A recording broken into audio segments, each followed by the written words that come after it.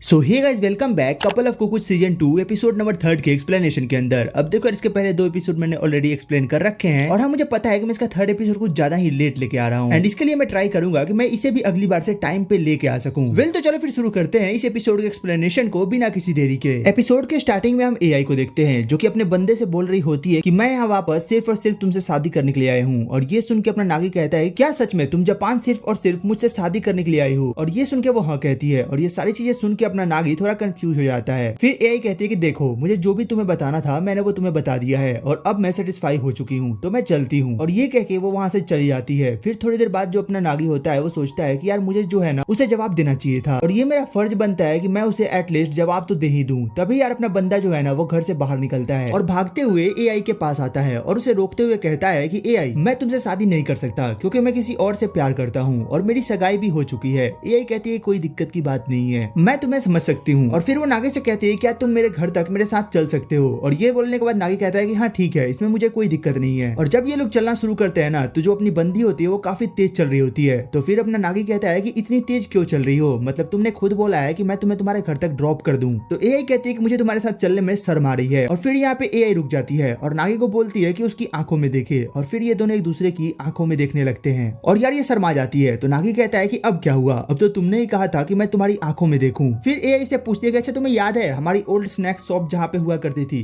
और हम बचपन में लॉटरीज खेलने जाते थे? तो फिर अपना नागी कहता है कि हाँ मुझे वो सब याद है। और फिर ये लोग जो होते हैं ना वो वहाँ पे चले जाते हैं, मतलब उसी शॉप के पास। एंड यार यहाँ पे जाके इन्हें पता लगता है कि वो जो शॉप था ना वो अब कन्वीनियंस स्टोर बन चुकी है। और यार फिर यहाँ पे अपने दोनों ही पास्ट की कुछ बातों को याद करने लगते हैं जब ये दोनों छोटे होते हैं। तो यहाँ पे हम देखते हैं कि जो एआई होती है ना उसको हमेशा से एक लॉटरी में बहुत ही प्यारी सी जो डॉल थी वो पसंद थी, बट उस बॉल को ये बंदी ले नहीं पाती थी और वो इसीलिए हर रोज लॉटरी भी खेलती है। बट पता है एक दिन ऐसा होता है ना कि वो बॉल कोई और जीत के लेके चला जाता है और ये देख के एआई बहुत ज्यादा रोती है। तो नागी उसे शांत करवाता है और फिर यहाँ पे जो एआई होती है ना वो कहती है कि देखना मैं इस बॉल को लेके आऊंगी। और फिर अपना करंट में जो नागी होता है ना वो एआई से कहता है कि हाँ मुझे याद है तुम उस दिन काफी ज्यादा रोई थी। और फिर वो बोलती है कि तुम्हें पता है मैंने सुपर बॉल के लिए काफी महीनों तक ट्राई करा था और पता नहीं मैं उस बॉल के पीछे तो कई महीनों से पड़ी थी। तो तुम्हारे सीन में तो मैं तुम्हारे पीछे 7 साल से पड़ी हूँ, मतलब मैं तुम्हारा इंतजार 7 साल से कर रही हूँ। तो तुम्हें मैं कैसे छोड़ सकती हूँ और मैं ये कैसे देख सकती हूँ कि तुम किसी और के हो जाओ और मैं तुम्हें अपना बना के रहूंगी। और ये सुनकर तो भाई अपना बंदा शॉक्ड हो जाता है कि आखिर ये सब चल क्या रहा है। और यहाँ से सीन शिफ्ट होता है और हम देखते हैं कि जो अपना बंदा होता है ना वो अब रेस्टोरेंट के अंदर होता है। फिर उसके फादर कहते हैं कि हाँ भाई तू बता, तू बहुत दिनों के बाद आया है तो तेरे पास कुछ तो होगा ही बताने के लिए। तो वो कहता है कि हाँ एआई मुझसे मिलने आई थी। तो जो उसका फादर होता है ना वो बोलता है कि अच्छा अच्छा ऐसा क्या, तो फिर कैसा रहा सब? तो फिर ये बंदा अपने बाप को बताता है कि यार उसने मुझे प्रपोज कर लिया और बेसिकली वो जापान वापस ही इसलिए आई है ताकि वो मुझसे शादी कर सके। और भाई ये सुन के तो इसका बाप कहता है कि क्या ये सारी चीजें एआई ने खुद से कही है? तो फिर अपना लौंडा कहता है कि हाँ। और फिर तभी उसका बाप वहां से आता है और भाई इसके कान के नीचे 2 खींच के लगाता है, मतलब ये बंदा नागी को मारने लगता है। और फिर नागी कहता है कि अरे यार मुझे क्यों मार रहे हो, मैंने कौन सी गलती करी है? तो फिर इसका बाप कहता है तुझे पता भी है कि तू इंगेज है और उसके बाद भी तू ऐसी हरकतें कर रहा है, आज तो तू बच गया और अगर आज के बाद तूने ऐसा कुछ करा तो फिर तू देख लियो। बट फिर से अपना बंदा एक्सप्लेन करने का ट्राई करता है, बट तभी यहाँ पे एंट्री होती है इसकी मॉम की और भाई इस बार ये इन दोनों को बजा देती है और फिर इसकी मॉम नागी को इन सभी चीजों के बारे में समझाने लगती है। फिर नागी जो है ना वो सारी चीजें समझ के बाहर आ जाता है और सोचता है कि यार अब तो मेरे पास 4 लड़कियां हैं, मैं तो कुछ भी कर सकता हूँ। तभी इसका बाप जो होता है ना वो वहीं पे आता है और इसे सॉरी कहता है कि यार मुझे माफ कर देना, मैंने थोड़ी जल्दीबाजी में तेरे ऊपर हाथ उठा दिया। तो ये बोलता है कि अरे कोई ना, इतना तो चलते रहता है, मैं थोड़ा ध्यान रख लूंगा। और तभी सीन शिफ्ट होता है और हमें इरिका का घर दिखाया जाता है जहाँ पर नागी वापस आ चुका होता है और तभी इरिका उसे गुस्सा मारती है। तो फिर नागी कहता है कि अब तुम मुझे क्यों मार रही हो, मतलब ये किस लिए था? तो फिर इरिका कहती है कि तुम्हें पता भी है कि तुम कितनी बड़ी गलती कर रहे हो, तुम प्यार करते हो हीरो से और शादी करोगे एआई से, ये बहुत सही बात है। जिसके बाद नागी उसे सारी चीजें बता देता है कि एक्चुअली उसने बता दिया है कि उसे कोई और लड़की पसंद है, मतलब वो किसी और से प्यार करता है वगैरह वगैरह, और ये सारी चीजें वो एरिका से एक्सप्लेन करता है। तो फिर एरिका इसे सॉरी कहती है कि हाँ मुझे माफ करना, मतलब थोड़ी जल्दी में तुम्हें चमेट लगा दी। फिर वो बोलता है कि चलो कोई ना, सॉरी की कोई जरूरत नहीं है। फिर एरिका कहती है कि लेकिन नागी तुम भी तो एआई से प्यार करते थे ना, मतलब उसे तो प्रपोज तुमने ही करा था। तो कहता है कि हाँ मैं उससे प्यार करता था लेकिन अब नहीं करता। नागी कहता है कि एरिका क्या तुमने कभी किसी से प्यार नहीं किया है? और फिर एरिका कहती है कि नहीं, मैंने किसी से आज तक प्यार नहीं किया है और ये कैसी बातें पूछ रहे हो? और फिर ये सांची और फैमिली मेंबर्स के नाम लेती है और फिर यहाँ पे नागी स्टाइल मारते हुए कहता है कि यार तुम तो 17 साल की छोड़ी हो और तुम्हें अभी तक प्यार नहीं हुआ है। और तभी यहाँ पे एरिका एक तकिया उठा के इसके मुंह पे दे के मारती है और बोलती है कि तुम मुझसे एक्सपेक्ट भी मत करना ये सब। और फिर ये एक्सप्लेनेशन मांगती है और फिर यहाँ पे नागी से समझाता है कि प्यार का मतलब तुम ऐसे समझ लो कि जब तुम्हें अच्छा लगता हो, मतलब जब तुम्हें किसी के साथ काफी ज्यादा सही महसूस होता हो, या फिर जब तुम अच्छा खाना खाती हो, अच्छे कपड़े पहनती हो, अच्छे मार्क्स लाती हो तो तुम्हें अच्छा लगता हो। तो बेसिकली प्यार भी एक ऐसा ही फीलिंग देता है। और इतना सब ज्ञान फेंकने के बाद आखिर ये ये बंदी समझ जाती है। और फिर नागी नोटिस करता है कि यार ये बंदी जो है ना वो बार बार टावर को फोल्ड करती है और अनफोल्ड करती है, मतलब ये काफी ज्यादा नर्वस हो चुकी होती है। फिर यहाँ पे जो अपनी बंदी होती है उसको कुछ आइडिया आता है, तो यहाँ पे वो बाहर आके बहुत ज्यादा पटाखे जलाने लगती है। और फिर उन पटाखों को जलाते जलाते अपना नागी पूछता है कि आखिर अब ये सब कहाँ से आ गए। तो फिर यार एरिका बताती है कि हीरो चान और मैंने साथ में खरीदे थे। और फिर तभी यहाँ पे एरिका कहती है वैसे एआई चैन और हीरो चान में उतना डिफरेंस नहीं है, तो क्या ही फर्क पड़ता है। तो फिर यार अपना बंदा कहता है कि देखो मेरी पास्ट की क्रश और करंट की क्रश में काफी ज्यादा फर्क है, जिसपे एरिका कहती है कि मुझे कुछ समझ नहीं आया, तो क्या तुम थोड़ा डिटेल में बता सकते हो। तो फिर यार अपना नागी कहता है कि देखो एआई चैन इसलिए क्योंकि हम साथ में रहते थे और हैंग आउट करते थे और बाहर भी घुमा फिरा करते थे, एंड यार हीरो चैन इसलिए क्योंकि वो स्कूल में मेरी राइवल थी। और इतना सुन के ना वो बंदी कहती है कि मैं समझ गई, तुम किसी से भी प्यार कर सकते हो जो तुमसे अच्छे से बात करेगा। नागी कहता है कि देखो यार मैं डिनाई नहीं कर सकता, मतलब ऐसा भी नहीं है कि मुझसे प्यार ना हो पाए। और फिर अपना बंदा तभी सोचता है कि मैं अपने फियोंसे से ये सारी क्या बातें कर रहा हूँ। और तभी एरिका कहती है कि अच्छा तो इसका मतलब तो ये भी है कि अगर मैं भी तुमसे प्यार से बात करूं, मतलब तुम्हारे साथ अच्छे से रहने लगूं, तो फ्यूचर में तुम भी मेरे से प्यार कर सकते हो, मतलब मेरे प्यार में पड़ सकते हो। और फिर यहाँ पे नागी पटाखा जला रहा होता है और एकदम से वो पीछे देखता है और तभी नागी यहाँ पे एरिका के पीछे आ जाता है और ये दोनों एक दूसरे से टच हो जाते हैं, मतलब इनकी बैक टच होती है। फिर अपना नागी कहता है कि नहीं ऐसा नहीं है, लेकिन फिर भी इसके बारे में सोचा जरूर जा सकता है। फिर एरिका जो है ना वो गुस्सा हो जाती है और वहां से चली जाती है। इसके बाद सीन शिफ्ट होता है और हम एरिका को देखते हैं कि वो बाथरूम में बैठी बैठी सोच रही होती है कि मुझे नागी के साथ अच्छा लगता है, नागी एक काफी अच्छा बंदा है और इसका मतलब ये है कि क्या मुझे उससे प्यार हो गया है। और तभी नेक्स्ट डे हम देखते हैं कि यार अपना जो साची है ना वो काफी ज्यादा तैयार होकर बाहर जा रही होती है। तो फिर वो लोग उससे पूछते हैं कि अरे तुम कहाँ जा रही हो। तो वो बताती है कि देखो मुझे जो है ना एक मेरा क्लास का बंदा मिला है और उसने मुझे डेट के लिए पूछा है, तो मैं उसके साथ जा रही हूँ। और ये सुनने के बाद ये लोग भी थोड़ा शॉक्ड हो जाते हैं, जिसके बाद साची वहां से चली जाती है। फिर जो साची होती है ना वो उस बंदे से मिलती है एंड यहाँ पे हम देखते हैं कि इसके पीछे पीछे ये दोनों भी इसकी जासूसी कर रहे होते हैं। और जब साची पीछे मुड़ के देखती है तो ये लोग वहाँ पे छुप जाते हैं। और तभी एरिका कहती है कि चलो हम लोग कपड़े बदल ले। तो नागी कहता है कि देखो इसकी कोई जरूरत नहीं थी।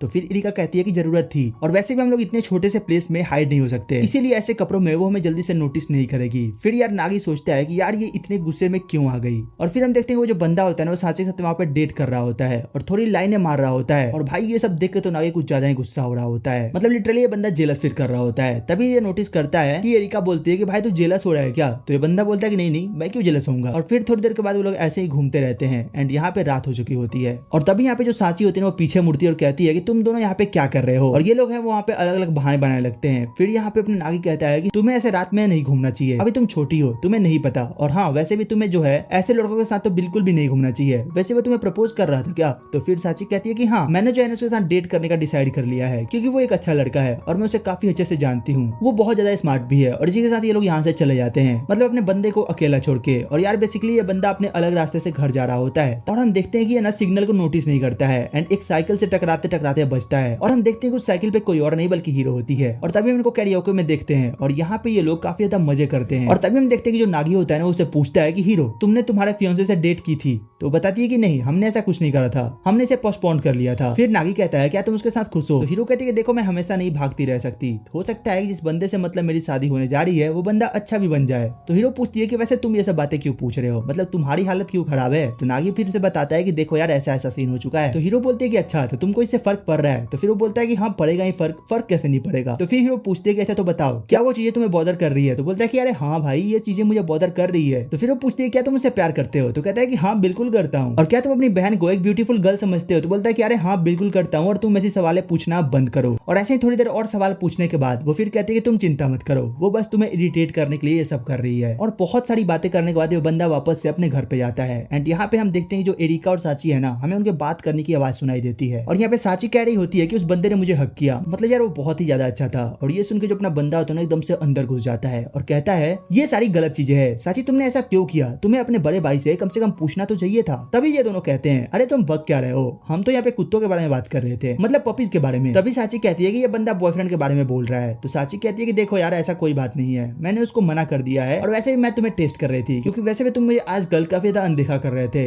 ये सुन के ये बंदा काफी ज्यादा शर्मा जाता है और वहां से चला जाता है। तभी हम देखते हैं कि एरिका इसे खाने के लिए बुलाती है एंड वेल इसी के साथ ये एपिसोड यहीं पे खत्म भी हो जाता है। वेल तुम कमेंट करके बताना कि तुम्हें एपिसोड कैसा लगा, इसकी एक्सप्लेनेशन कैसे लगी, और अगर अच्छी लगी तो यार एक लाइक कर देना एंड सब्सक्राइब करना मत भूलना। और हाँ यार इसी के साथ हम लोग और भी कई सारी एनिमे की सीरीज को फॉलो कर रहे हैं, तो अगर तुम उन्हें भी देखना चाहते हो तो यार तुम मेरे चैनल पे चेकआउट कर सकते हो, या फिर मैं उनका लिंक यहाँ नीचे डिस्क्रिप्शन के अंदर दे दूंगा, तो तुम उन्हें वहां से भी जाके चेकआउट कर सकते हो। वेल तो चलो फिर मिलते हैं तुमसे एक और नई वीडियो एक और नई एक्सप्लेनेशन के साथ, तब तक के लिए टेक केयर, गुड बाय।